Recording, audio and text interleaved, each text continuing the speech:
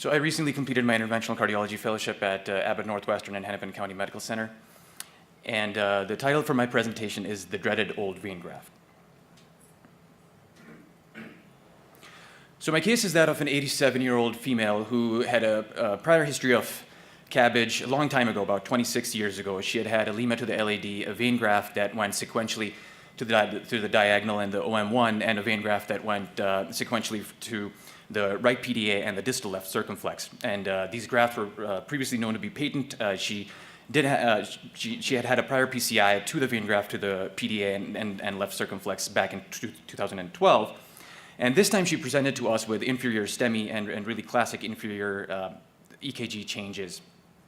So knowing that and knowing her graft anatomy, we went ahead and essentially injected the vein graft going to the RPDA and the distal left circumflex with a multi-purpose guide straight away. And as you can see in this angiogram pretty clearly that as we were sort of expecting, there's a occlusion with a large amount of thrombus burden, and really the whole vein graft is essentially filled with clot there. So we went ahead and tried to wire this. We initially used a Samurai RC, sort of a soft wire there, and we decided initially to perform aspiration thrombectomy to see if we can reduce the thrombus burden a little bit here, because it was an acute situation with an inferior STEMI. We had significant difficulty getting our 7 French export down into the distal portion of the graft, so we downsized a little bit, used the 6 French, which did go a little bit further down, and transiently we were able to get some flow going down the graft, and as you can see, it is filling the distal left circumflex and going all the way proximally, but you're not really seeing the RPDA, probably because of distal embolization here. So right after this, she continued to have no reflow. The graft would close, and she would basically was continuing to have chest pain on the table, and the inferior ST elevations were still present on the monitor. So after this, we then tried to wire the vein graft with the support of a microcatheter. We used a Fielder FC with a micro Cross 14 microcatheter, and initially performed multiple balloon inflations with a 2.0 balloon to see if that would help, but the flow really remained poor. So at this point, we thought, okay, what else can we do to try and reduce our thrombus burden? So next we went to a laser. So we used the excimer laser with a 0.9 millimeter. We actually used the turbo one so that we could do sort of longer runs, and did multiple passes, and really we're not having much luck here at this point. So at this point, we thought, okay, now it's probably time for a switch in strategy. So luckily what did happen for us, though, is that we were able to get our Fielder FC guide wire all the way through the vein graft and as it's in place, so and into the distal and almost up to the proximal left circumflex retrograde at this point. So now we thought, okay, we have made progress here. At least we're retrograde up quite a ways to the proximal circumflex, almost to the left main. And given her acute situation, we switched our strategy to see if we can apply a retrograde PCI, CTO PCI technique here. So we got a second access, we got an 8 French EBU 4 guide catheter. Initially we tried some stiffer wires retrograde to see if we could get all the way to the left main ostium and into the aortic root, and then potentially snare a wire, the retrograde wire. So we used a Pilot 200, a Gaia 2nd, and then even a Hornet 14, but we really could not get retrograde up to the aortic root. And the other challenge in this case was that the left main was a flush occlusion. So with our left guide, we were having significant difficulty trying to engage the left main to try and go antegrade and puncture into the left main.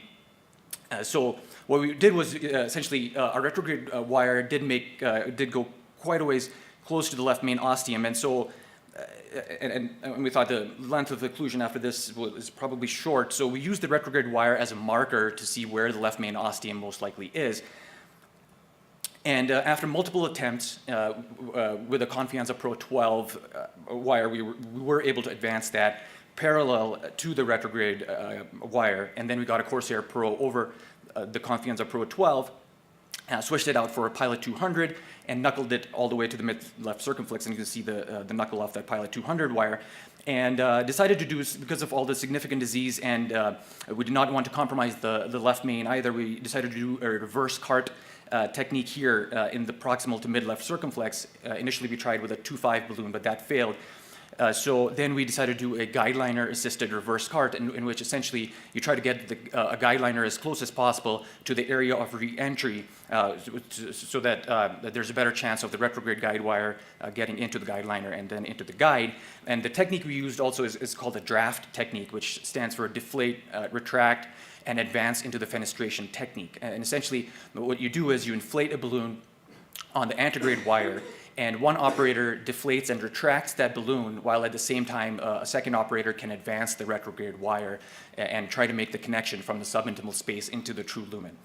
And luckily, unfortunately, I don't have a running angiogram of when we did that, but that was actually successful in this case. So here we basically have our pilot 200 wire that was the retrograde wire. We were able to get it into the guideliner and into the guide. And so now it's all the way into the antegrade guide. And at this point, really, we were able to exchange it out for an R350 externalization wire. And then over that, we were able to advance to two long 38 millimeter stents. And once we implanted those two, we thought potentially the mid-left circumflex might need another stent. We tried to deliver that, but the stent got partially stripped off. So, but we were luckily able to retrieve it and avoid another significant challenge here. We did IVUS this, and there was, as we can see probably on the angiogram here, under expansion of the stent at the left main ostium. It was very fibrotic occlusion. So did post-dilate the left main ostium as much as possible with the non-compliant balloon. And this was our final result. So all in all, I think it was a fairly good result. Still, the left main ostium does look potentially a little bit underexpanded, but I think we hit it as hard as we possibly could. And there's flow going down into the left circumflex and the OM as well. The patient did well. I think at the end of the procedure, she was relatively chest pain free here. And at the end, we did take a look at the graft as well, because obviously there is, anytime that you do a retrograde PCI through a vein graft, at the end you do want to make sure there's not teeny 2 or 3 flow, because if there is, there's potentially a case for coiling it so that you don't get competitive flow leading to stent occlusion or thrombosis. But as we expected, the graft still had no flow, so we left it like that. So the take-home points from this case, I would say, one is that anytime we try to do PCI of an old, degenerated, friable vein graft, it's extremely challenging, especially when you have a large thrombus burden in the graft. And as we know, there's more and more data emerging that PCI off the native coronary artery should always be entertained and thought of as an option. In an acute STEMI situation, in an acute occlusion of a vein graft, the PCI of the native coronary artery can be attempted, I would say, based on clinical situation feasibility and the expertise available at your centers, especially if you're well equipped with the hybrid CTO algorithm and operators that are familiar with that. Thank you. So we'll open this up for discussion a little bit. I think vein graft intervention is very challenging, and there is a scoring system for vein graft degeneration. If you look at that vein graft, the chances of short or long-term patency is probably less than 5%. In this particular case, it is challenging to do a native, but I think many people would try to do something there, and ultimately that's what you did. Not everybody has the skill sets, but certainly it looks like you got a phenomenal result. The other thing is if you do that vein graft and you try to balloon it and try to stent it, chances are you will trash everything. And it's all from downstream embolization as opposed to epicardial aspects. So you have to be worried about that. Once you get some flow, it might be enough to stop. So. I was just going to underscore that same point and ask it as a question. So it's not just the inability to open it, it's the embolization. So was there any thought to not trying to balloon and laser and things in the vein graft and just from the get-go use it as a conduit to do the retrograde CTO? Yeah, I think that in her situation, we wanted to give it a try because we thought that even if we can recanalize it to some extent, potentially, we were not hopeful that it would stay open for long.